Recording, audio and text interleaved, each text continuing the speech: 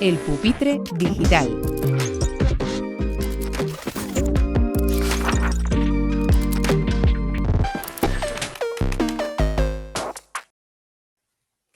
Pues bienvenidos al Pupitre Digital, el espacio de entrevistas de Éxito Educativo, de Radio Éxito Educativo y de nuestro canal de YouTube. Tenemos en esta ocasión a Meritxell Ruiz, que es secretaria general de la Fundación Escuela Cristiana en Cataluña. Bienvenida, Meritxell, muchísimas gracias por sentarte en el Pupitre Digital. Hola, muchas gracias a vosotros por permitirnos estar aquí. Muy bien, pues nada, la primera pregunta es, bueno, que nos des un poco una visión, un estado de la cuestión de la escuela cristiana en Cataluña, la escuela concertada en Cataluña, que bueno, no estáis viviendo pues momentos también convulsos, ¿no? Un poco convulsos. Creo que es una mezcla de momentos convulsos, pero de mucha ilusión para empezar un nuevo camino, ¿no? Y ahí nos encontramos. Es verdad que nos encontramos con dos elementos que preocupan mucho.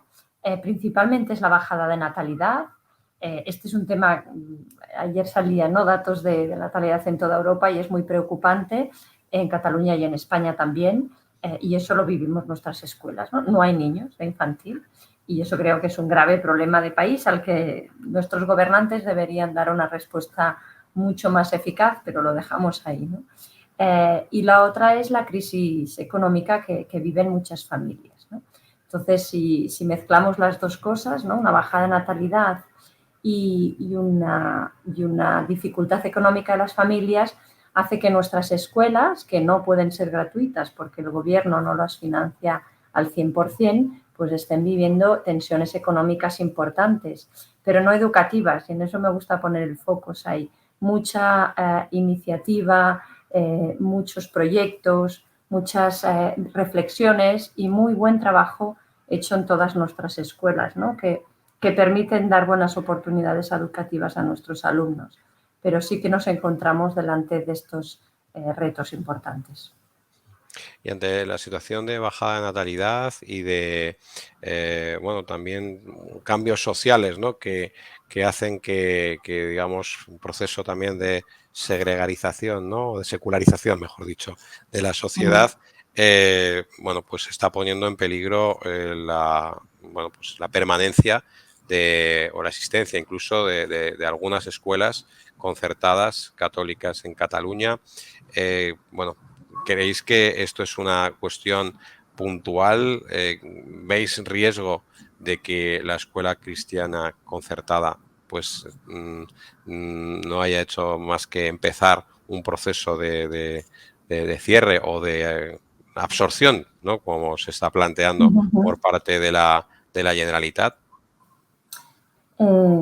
Vemos un riesgo que estamos trabajando y nos hemos dado cuenta que el problema principal es el gran desconocimiento que hay sobre la realidad de la escuela católica en Cataluña y de la escuela concertada en general.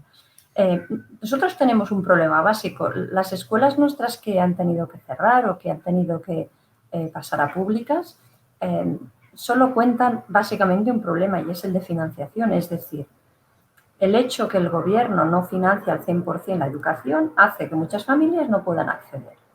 Y lo que reclamamos desde aquí con intensidad es que queremos lo mismo que para el sistema sanitario. Es decir, cualquier familia se va con su hijo o su hija al hospital por una urgencia y no sabe si el centro es público, si el centro es concertado, pero recibe la misma atención, le atienden los mismos médicos, el mismo tratamiento, y cuando sale no tiene que pagar nada. Porque la educación, que es un derecho igual de básico y que la ley establece igual de gratuito, no es así? Ese es el tema que se tiene que arreglar. Ya no entramos en que si la educación concertada es más barato para el sistema público, no es un tema de eso, es un tema de que las familias tienen derecho a que su educación sea gratuita. Y eso es lo que pedimos. Porque lo que sí que vemos es que, aunque haya este proceso de secularización, ¿no?, que tú decías, las familias siguen apostando por la escuela cristiana en Cataluña. Es decir, no hemos bajado el porcentaje de matrícula este curso en nuestras escuelas. Es decir, que sigue habiendo esa confianza en nuestros proyectos, en nuestro carácter propio lo único que hay que hacer es ayudar a estas familias para que no tengan que renunciar a una opción que para ellos hoy en día aún es muy válida. Sí que es verdad que por parte de ciertos posicionamientos ideológicos se ha criticado mucho la escuela de iniciativa social, pero muchas veces desde el desconocimiento. Y entonces lo que estamos haciendo es explicarnos mucho, ¿no? Han puesto en marcha la iniciativa, la campaña, la Escola de la Gent, donde ponen en valor pues, que están 687 escuelas, más de 300.000 alumnos. Es una campaña de comunicación para poner en valor la labor que llevan a cabo. Pero bueno, ¿cuáles son los objetivos generales que se plantean? ¿Cómo están viendo la acogida? Y bueno, también qué papel juega todo esto de la comunicación en la labor vuestra, ¿no? Pues el objetivo de esta campaña es justamente romper prejuicios y romper muchos tópicos que existen o que han interesado estos años decir sobre la escuela concertada, ¿no? Si oímos muchos discursos de algunos partidos, nos dicen que somos escuelas elitistas, que somos escuelas segregadoras, y eso no es verdad. Y lo que queríamos era demostrarlo con datos y con una campaña de comunicación, porque no es solo todo lo que aportamos a la sociedad, lo que hacemos cada día en nuestros centros, no es necesario solo hacerlo, sino comunicarlo. Hoy en día, si no comunicas, parece que no hagas nada. Entonces, esta campaña da respuesta a estos objetivos, ¿no? Llegar a la sociedad y decir, ¿qué es la escuela concertada? ¿Qué es la escuela de la gente? Hemos cambiado un poco el lema porque nos parece que el concierto es una manera de relacionarnos con la administración. Hacemos un servicio y nos da un concierto, pero no nos puede definir un instrumento administrativo, nos tiene que definir lo que es el centro de nuestra razón de ser. Y por eso escogimos ese lema de escuela de la gente y hacemos grande, lo que parece pequeño. Porque somos solo 687, solo, lo pongo entre comillas, somos casi 700 escuelas, que dentro del conjunto de Cataluña, pues, hombre, es un 30%, no es poco. Y hacemos mucha labor, nuestros docentes, equipos directivos hacen mucha labor para dar oportunidades educativas de calidad. Y esta campaña ha elegido 3 elementos básicos que explican qué es la escuela cristiana, la escuela concertada, la escuela de la gente o qué supone para Cataluña, ¿no? Y hemos dicho, oye, somos gente emprendedora, ¿por qué? Porque la escuela de la gente no es la escuela del gobierno, es la escuela que ha creado en su momento congregaciones, parroquias, que vieron que no había educación donde estaban y decidieron crear una escuela y se han dedicado muchísimos años. O que fueron a barrios muy marginales a empezar a enseñar a leer y a escribir a muchos de los niños. O que dieron formación profesional a las mujeres porque estaban excluidas de estudiar formación profesional. Por tanto, somos, la primera característica, somos emprendedores. Luego también decimos que somos diversos para romper otro perjuicio que hay sobre nuestras escuelas, ¿no? Hemos demostrado con datos del departamento que el 14% de nuestro alumnado es vulnerable y resulta que este es el mismo porcentaje en la escuela pública. Es decir, en la escuela pública el 14% de su alumnado es vulnerable, en la escuela concertada el 14% de su alumnado es vulnerable. Y tenemos muchísimos ejemplos de muchísimas escuelas de mucha complejidad, pero que hacen una labor tremenda. Y justamente este es el tercer elemento de comunicación y de explicarnos a la sociedad. Somos escuelas de calidad. Damos oportunidades educativas de calidad a todos los alumnos, ¿no? Y aquí usamos datos de competencias básicas, ¿no? De ver cómo el porcentaje de alumnos que no superan las competencias básicas en nuestros centros es mucho menor, muchas veces la mitad, que en centros públicos, teniendo el mismo porcentaje de alumnado vulnerable. Es decir, que aportamos calidad educativa al sistema. Y eso es lo que pretende esta campaña, como decía, romper tópicos, prejuicios y darnos a conocer, sobre todo el trabajo enorme que están haciendo nuestros equipos directivos y nuestros docentes. Muy bien. Precisamente la comunicación y el marketing cada vez tienen un protagonismo mayor en los centros educativos, bueno, pues porque lógicamente la captación de alumnos cada vez es más compleja en una situación, tanto por la natalidad, bueno, por los factores que apuntaba también incluso la crisis económica. ¿Qué iniciativas promueven desde la Fundación para ayudar a sus centros en esa área que cada vez es tan importante?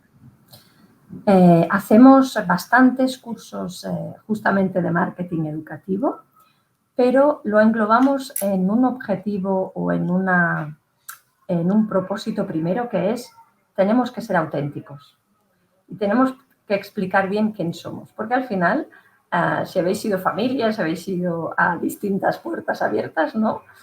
Siempre decía, oye, yo oigo muchas cosas similares en muchos centros, ¿no? Tenemos que explicar a la sociedad y tenemos que explicar a las familias que vienen quién somos realmente, ¿no?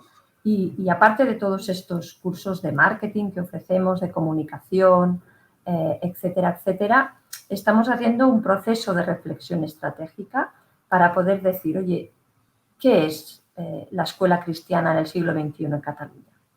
Y cuando tengamos esos elementos, luego los compartiremos con todos. Es un proceso que lleva 1 año y medio, pero yo creo que nos ayudará, y luego si queréis os podemos explicar, pero yo creo que nos ayudará mucho a ser auténticos, ¿no? Y a decir, oiga, ¿qué ofrece una escuela católica a nuestra sociedad hoy en día? Esto, esto y esto. Pues en eso nos tenemos que diferenciar y eso tenemos que saberlo explicar.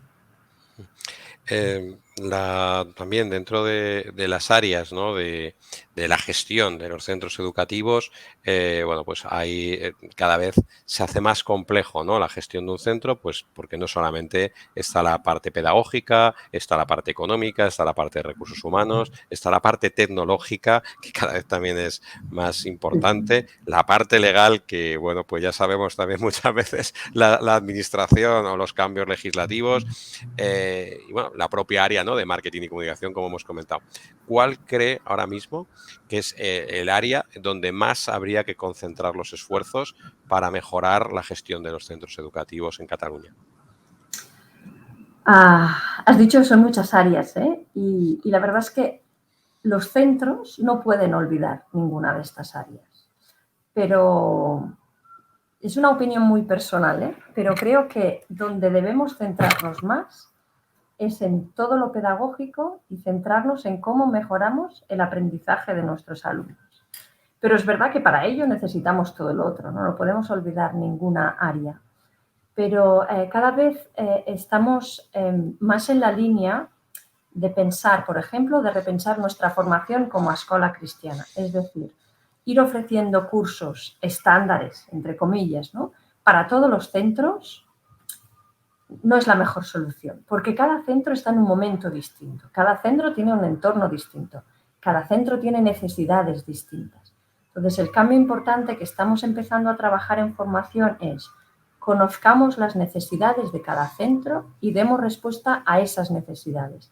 Es decir, que todo lo que hagan en formación, en acompañamiento, etcétera, sea alineado a la principal necesidad que tenga ese centro. Eso supone un cambio importante, incluso de paradigma para nosotros, ¿no? Porque es mucho más fácil hacer una lista de cursos que adaptarlo. Pero también vamos viendo cómo cada vez más esta formación adaptada a las necesidades de los centros va teniendo más presencia en lo que hacemos y va minvando la que es más estándar, digamos así. Y el otro ámbito es el que estamos comentando ahora, bueno, antes, ¿no? que es la comunicación. Es básico comunicarnos internamente y externamente, ¿no? Internamente con nuestras familias, con nuestros docentes, y externamente con el entorno, la sociedad, entidades, etcétera. En la parte pedagógica hay precisamente una situación ahora mismo vamos, podemos decirlo, de por lo menos tensión, digamos, entre dos corrientes un poco contrapuestas. Precisamente una de las corrientes tiene su epicentro en Cataluña, ¿no? Con gente como Gregorio Luri o como Andreu Navarra, que son, digamos, contrarios, ¿no? a estas corrientes pedagogistas y, bueno, pues a todo lo que es la innovación educativa, que se propugna, ¿no? De que, bueno, que no vale nada, ¿no? Que hay que prácticamente cambiarlo todo, que la escuela no está formando a ciudadanos del siglo XXI, entonces hay que poner todo patas arriba y hay que utilizar pues otras metodologías, que algunas de ellas no son tan modernas, porque ya vienen de la Claro. instrucción libre de enseñanza e incluso pues de principio del siglo XX, ¿no? Del siglo XXI. Entonces, bueno, ¿cómo usted ha sido además también consejera de educación, ha dirigido áreas, ¿no? en instituciones educativas? ¿Cómo ve esa confrontación, ¿no? Que también al final pues hace daño, yo creo, que al mundo de la educación, ¿no? Ha dicho cosas muy interesantes, ¿eh? Y déjame responder a las dos. Hicimos en su momento, el año pasado, un ejercicio de, oiga, todas estas innovaciones, ¿de dónde vienen, no? Pues resulta que fuimos a buscar los fundadores de nuestras instituciones educativas y esto que supuestamente es una innovación es lo que hicieron ellos hace 2 y 3 siglos. Es decir, si, claro, no quiero decir ahora fundadores o fundadoras porque alguien me va a decir, oye, te has dejado el mío. Pero si vas a nuestros fundadores, religiosos y religiosas, que veían su entorno y decían, oye, estos niños necesitan educación, las prácticas educativas eran súper innovadoras. Entonces, a veces hace gracia cuando dicen, no, el trabajo por proyectos, el trabajo no sé qué. Oye, pues esto en nuestras escuelas lleva muchos años haciéndose, porque fue lo que se hizo al principio y además de manera contrastada. Es decir, cuando dicen todo esto, yo creo que necesitamos ese orgullo de decir, oye, pero ya, esto ya iba con nuestros fundadores, ¿no? Y el segundo sobre esta discusión que existe hoy en día, yo creo que el problema ha sido poner como objetivo del sistema educativo la innovación. Esto ha sido el grave error, a mi opinión, a nuestra opinión, de lo que está pasando. Es decir, durante años, y lo hemos vivido mucho en Cataluña, ¿no? La innovación es el objetivo del sistema educativo. Oiga, ¿no? El objetivo del sistema educativo es cómo mejorar el aprendizaje de nuestros alumnos. Y si con eso necesitamos innovar, de acuerdo. Si con eso necesitamos hacer lo mismo que estamos haciendo, perfecto. Si con eso necesitamos mejorar algo de lo que estamos haciendo, perfecto. Pero nunca el objetivo del sistema educativo debe ser la innovación. Porque la innovación por la innovación solo lleva a adaptar prácticas que a lo mejor ni te las crees, hacerlo de manera crítica, a no tener en cuenta la mejora del aprendizaje de los alumnos. Hay una profesora de la UCL que me gusta mucho, Louise Stoll, que dice menos cambios y más mejoras. Ese tendría que ser el objetivo del sistema, poner en el centro el aprendizaje del alumno y, oye, miramos qué estamos haciendo. ¿Estamos viendo que a nuestros alumnos ahora les cuesta más la comprensión lectora? Bueno, miramos qué pasa. En esto tengo anécdotas, no diré divertidas, pero sí preocupantes, ¿no? De escuelas que dicen, no, ahora lo tenemos que hacer todo diferente. Y lo han hecho, han empezado a hacerlo, pero luego se han dado cuenta que el claustro está exhausto, que lo que han hecho no sirve para nada, que un cursillo de 15 horas no sirve para transformar prácticas educativas. O sea, que yo creo que lo importante es darse cuenta que el objetivo del sistema educativo tiene que ser la mejora del aprendizaje de nuestros alumnos. Y luego una última cosa. Yo creo que también ha pasado en España y en Cataluña que muchos de los que han promovido estas innovaciones no son pedagogos, ni maestros, ni profesores. Entonces, oiga, cuidado, yo no me meteré en qué tratamiento tiene que hacer un médico. Pues que nos dejen también un poco a los profesores y a los equipos directivos reflexionar sobre cuál es la mejor metodología. Porque al final yo cuando hacía visitas a las familias y me venían, ¿no?, con Excel y preguntando, ¿y aquí trabajan por esto y por lo otro? Y siempre les decía, oiga, si hubiera un método pedagógico que fuera el mejor, ya todas las escuelas del mundo lo harían. ¿Verdad que no hay? Entonces, cada niño necesita un estilo diferente, a lo mejor una metodología diferente, una aproximación diferente. Lo importante es tener instrumentos distintos para que cada niño pueda llegar al máximo de sus posibilidades. Y en eso necesitamos dedicarnos los maestros y profesores. Creo que a veces unido a esto precisamente se genera pues un estrés añadido, ¿no?, a la difícil labor ya de por sí de educar, ¿no? Entonces, ¿cómo ve un poco la situación? Se habla mucho y los datos son desde luego muy malos y muy preocupantes del nivel de ansiedad y de depresión, incluso de suicidio adolescente. Es terrible, pero poco se habla también del estado emocional del profesorado y de los directivos, que tienen una presión muy alta. ¿Qué iniciativas se están llevando o cómo están abordando el bienestar emocional del profesorado y los equipos directivos desde la fundación? Pues con mucho acompañamiento, ¿de acuerdo? Y muchos y encuentros distintos que pongan en el centro este estado emocional. Y también yendo mucho a la raíz de nuestra vocación como docentes. Es decir, sí, el mundo se ha vuelto más complejo, sí, a la escuela cada vez se le piden más cosas, sí, las familias quieren incidir mucho más que antes, sí, aceptémoslo. No pretendamos, pues como hace 20 años, ¿no? Que ahí te dejaban el niño y no opinaban de si el método de matemáticas era bueno o no. Bueno, no pasa nada, a los médicos también les pasa. Uno vaya y dice, oiga, usted recéteme esto. Ya, lo voy a decir yo que soy el doctor. No, es que me han dicho que esto va muy bien. Bueno, pues aceptemos que tenemos una sociedad compleja y que nuestros retos en un aula son muchos y que seguramente esto necesita de más acompañamiento, de más formación. En eso estaríamos ya yendo a lo que hacemos o lo que queremos hacer desde la fundación. Y luego una cosa que no es, que es externa a nosotros, pero que aprovecho, ¿no? Que estamos en esta conversación para poner encima de la mesa. No puede ser que todas las soluciones a lo que les está pasando a nuestros jóvenes y niños pase por la escuela. Porque al final la escuela es un reflejo de lo que pasa en la sociedad.